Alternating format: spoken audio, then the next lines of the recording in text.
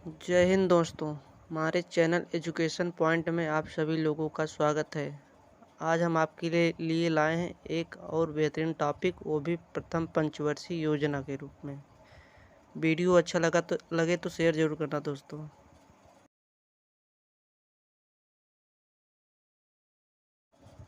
तो चलिए हम इस पंचवर्षीय योजना का शुभारंभ करते हैं। तो सबसे पहले प्रथम पंचवर्षीय योजना जो 1951 से 1956 तक चली, इसके अध्यक्ष पंडित जवाहरलाल नेहरू थे, जो उस समय के प्रधानमंत्री थे, और उपाध्यक्ष गुलजारी लाल नंदा। इस योजना में कृषि पर अत्यधिक बल दिया गया, क्योंकि उस समय खाद्यान्न की कमी प्रमुख समस्या थी। तो आइए हम आगे चलते हैं और देखते हैं प्रथम पंचवर्षीय योजना में प्रमुख क्या क्या लक्ष्य रखे गए थे। जैसे कि पहला लक्ष्य था कि खाद्यान्न आत्मनिर्भरता प्राप्त करना। दूसरा लक्ष्य था मुद्रास्फीति पर नियंत्रण करना। तीसरा लक्ष्य था शरणार्थियों को पुनर्वास करना। जैसे उस समय भारत और पाकिस्तान का युद्ध हुआ था, तो पाकिस्तान से जो लोग आए थे उनका भी यहाँ भारत में पुनर्वास करना, ये भी एक बहुत बड़ा लक्ष्य माना जाता है। इस पंचवर्षीय योजना में मुख्यतः 7 क्षेत्रों के लिए धन का आवंटन किया गया। जैसे पहला है सिंचाई व ऊर्जा। सिंचाई व ऊर्जा का मतलब है जैसे बिजली व नहरों से जुड़े हुए कार्य के लिए धन का आवंटन किया गया। दूसरा हुआ यातायात व संचार, जैसे परिवहन पर भी धन खर्च किए गए। तीसरा है कृषि व सामुदायिक विकास। चौथा है सामाजिक सेवा, यह खास करके स्वास्थ्य से जुड़ी हुई थे।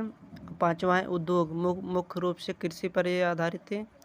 और छठवां है भूमि पुनः सुधार। इस बात पर ध्यान दीजिएगा दोस्तों, भूमि पुनः सुधार।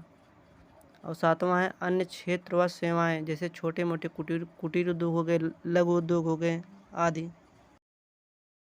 की ओर चलते हैं प्रथम पंचवर्षीय योजना से जुड़े हुए कुछ प्रमुख बिंदु। इसमें पहला बिंदु है, ये मॉडल जो है हेरोल्ड डोमर मॉडल पर आधारित थे।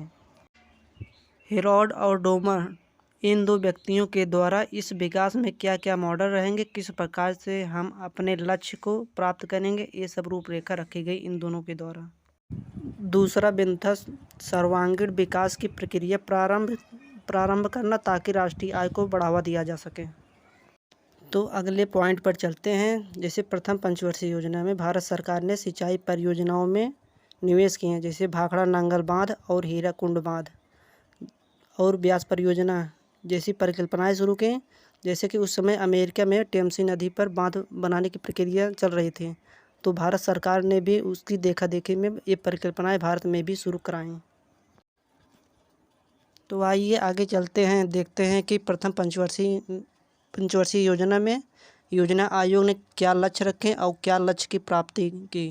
जैसे अनुमानित लक्ष्य है जीडीपी का 2.1% और प्राप्त लक्ष्य है जो वो है जीडीपी का 3.6%।